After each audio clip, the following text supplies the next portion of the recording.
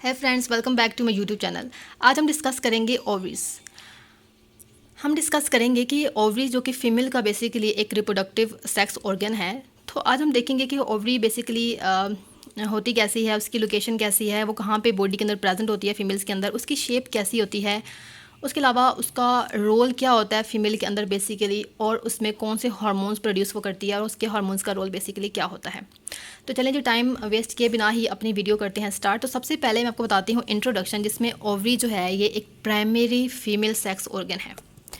यहाँ पे देखिए मेंशन किया है कि ये फीमेल का सेक्स ऑर्गन है जिसका मेन जो है वो दो स्टीरॉयड हार्मोन प्रोड्यूस करती है, एस्ट्रोजन एंड प्रोजेस्टेरोन। तो ये इसके दो मेन जो हैं वो स्टीरॉयड हार्मोन्स हैं। उसके अलावा testosterone, anti Mullerian hormone, inhibin A and B and relaxin भी ये ओवरी जो कि फीमेल के अंदर प्रेजेंट होती है ये प्रोड्यूस करती है। तो चलें जी, हम देखते हैं कि लोकेशन क्या होती है ओवरी की। तो ओवरी जो होती है ये वुमेन के अंदर एक पेयर प्रेजेंट होता है ओवरी का, ठीक है, एक पेयर प्रेजेंट होता है जो कि इनसाइड पेल्विस यूट्रस की दोनों तरफ, अगर ये यूट्रस है तो इसकी दोनों तरफ जो है ये ओवरी जो है एक एक प्रेजेंट होती है, ठीक है। तो इस तरह से जो है ये यहाँ पे जो है वो प्रेजेंट होती है ओवरी, ठीक हो गया। उसके बाद शेप की बात करते हैं। तो ओवरी जो होती है ये एक ओवल शेप्ड जो है वो स्ट्रक्चर होता है, बिल्कुल ओवल शेप होता है, अबाउट 3.5 सेंटीमीटर लॉन्ग। इसकी लेंथ देखें 3.5 सेंटीमीटर लॉन्ग होता है। ईच ओवरी जो है वो अटैच होती है आपकी यूट्रस के साथ by ligament called ovarian ligament. तो यहाँ पे ओवरी होती है तो वो यहाँ पे एक लिगामेंट से जो है वो बेसिकली अटैच होती है, उस लिगामेंट को कहते हैं कि ये ओवेरियन लिगामेंट है, जिसका मेन काम क्या होता है कि वो ओवरी को जो है उसकी ओरिजिनल प्लेस के अंदर, ठीक है, एक ओरिजिनल प्लेस होती है उसके अंदर ओवरी को जब वो होल्ड किया होता है, क्योंकि ओवरी जो है वो वहाँ से रिप्लेस ना हो जाए। ताकि हर ओवरी की जो आउटर लेयर होती है उसने कंटेन की होती हैं ओवेरियन फॉलिकल्स।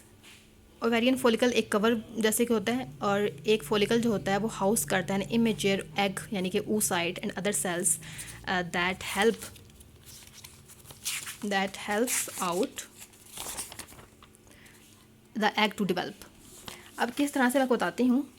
हमारे पास मैंने यहाँ फॉलिकल का, ओवेरियन फॉलिकल का जिक्र किया, तो ये होती है हमारे पास बेसिकली एक ओवेरियन फॉलिकल।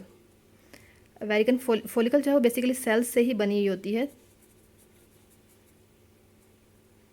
तो यहाँ पर जो है एक इमेच्योर oocyte जो है प्रेजेंट होता है, ये मैंने आपको दिखाया oocyte है, और ये बाहर जो है वो फॉलिकल होती है, जिसका काम क्या होता है कि ये इमेच्योर oocyte को प्रोटेक्शन प्रोवाइड करती है ताकि वो अपनी डेवलपमेंट जो है वो बआसानी कर सके।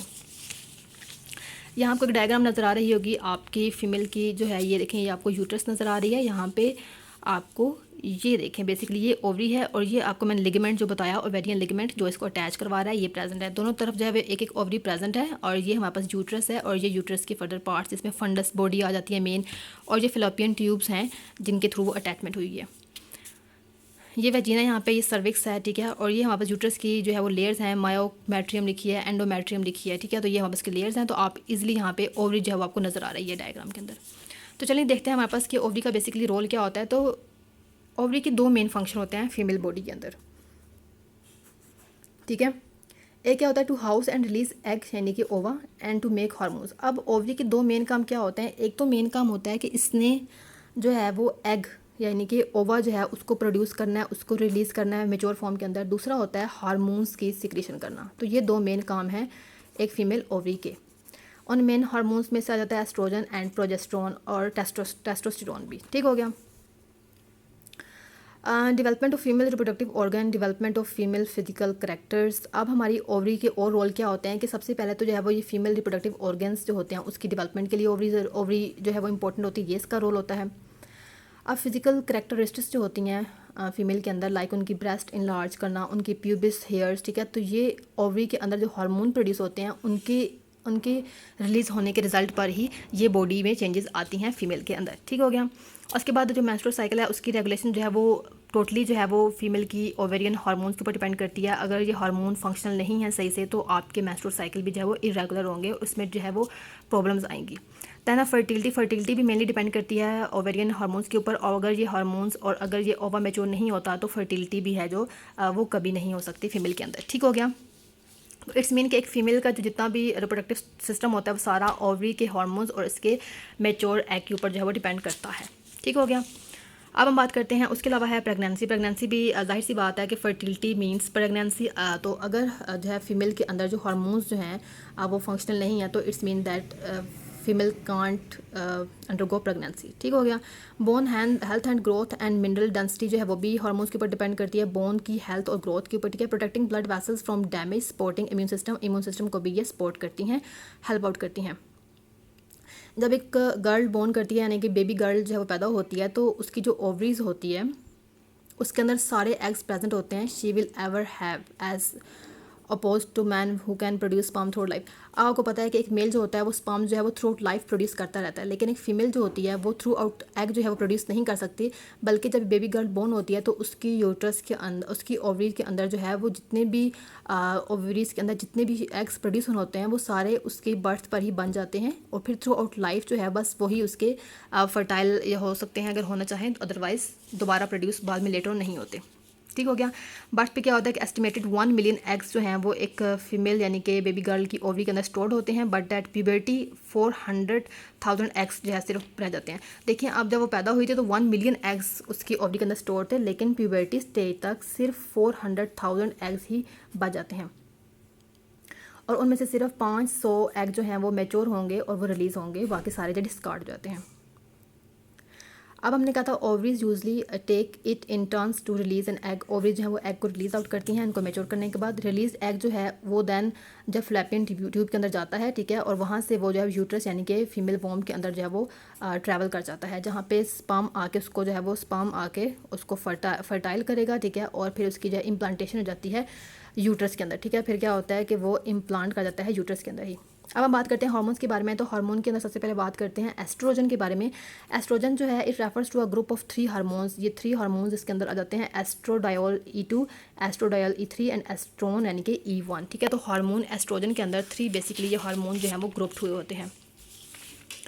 अब यहाँ पे हम देखते हैं E213 के बारे में। तो E2 जो है ये मेन फीमेल हार्मोन होता है वुमेन के अंदर प्रायर टू मेनियोपास। ठीक है, प्रायर टू मेनियोपास।